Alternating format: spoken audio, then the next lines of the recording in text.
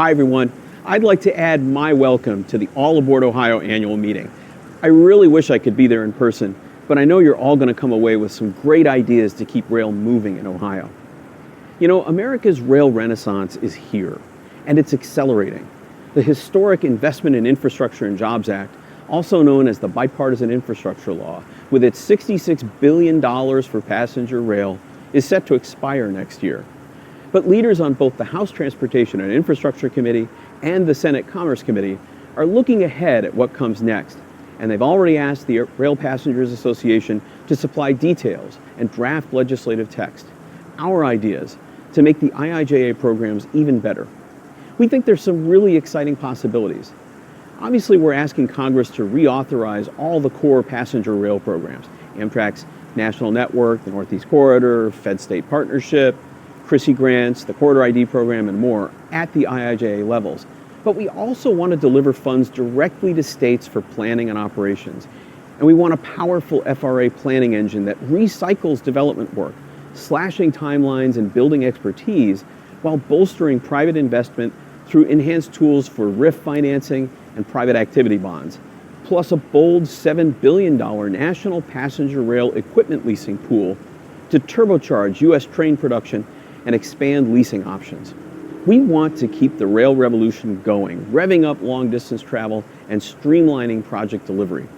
In our proposals, a new National Long-Distance Rail Service Commission would coordinate introducing new daily routes to 15 priority corridors, unlocking rail access for 39 million underserved Americans, reaching 34 states, 61 metro areas, 75 national parks, and some 3,000 colleges.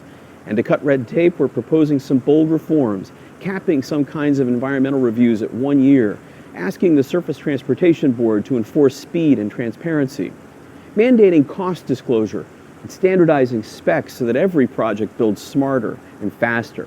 This isn't just incremental change. It's a fast track to a national rail network that's modern, efficient, and undeniable in its promise. Congress is listening, and now is the time to act. And yet Ohio right now seems unwilling to act. And that would be a huge missed opportunity. I was talking with Beth Russell about this, and she says that if Chicago to New York is the backbone of the national network, Ohio is the heart. Ohio just can't afford to miss this moment again, and I could not agree more. There's real economic potential here, especially when we look at states like North Carolina or Virginia, states that made bold, sustained investments and are now reaping the benefits. Virginia's corridor service is actually profitable above the rail. We've heard it for years, 3 C's plus D, Cleveland, Columbus, Dayton, and Cincinnati. Let me explain why Ohio needs to move from talk to action when it comes to the 3 C's idea.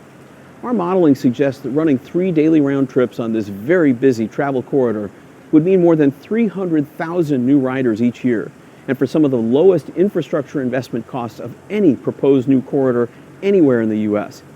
Now, a lot of people will tell you that even if they like trains, starting new routes and running trains just costs too much, especially compared to driving. Now, unless they're driving on the toll roads, most people can't help but think of driving as the cost of gas and maybe their car payment. But here's the real scoop. In Ohio, combined state and federal highway spending works out to $715 per driver. Now, yes, some of that comes from gas taxes that drivers pay. But even after you take that into account, we're still subsidizing each and every Ohio highway driver to the tune of $250 per year. If we could get the 3 C's and D corridor going, our modeling suggests the annual subsidy per passenger would work out to about $25. Now, you might spend $250 just to launch it initially, but from there, the ongoing costs would be pretty minimal, $25 a head. Meanwhile, each of those rail passengers should generate, that is, give back, about $250 each to Ohio's economy. They'll eat in restaurants, they'll stay in hotels and Airbnbs, they'll buy things. And when they do that, not only do they help pay the staff, they spur business-to-business transactions. Restaurants buying wholesale food, hotels replacing linens, everyone paying sales taxes along the way, and of course, supporting hundreds of jobs, both directly and indirectly. And that's not the only corridor worth a serious look. We think 3 trains a day between Cleveland and Detroit via Toledo would generate similar levels of economic return. And remember, it's not about whether Amtrak or some other state-supported operator makes a profit. It's about where the profit goes.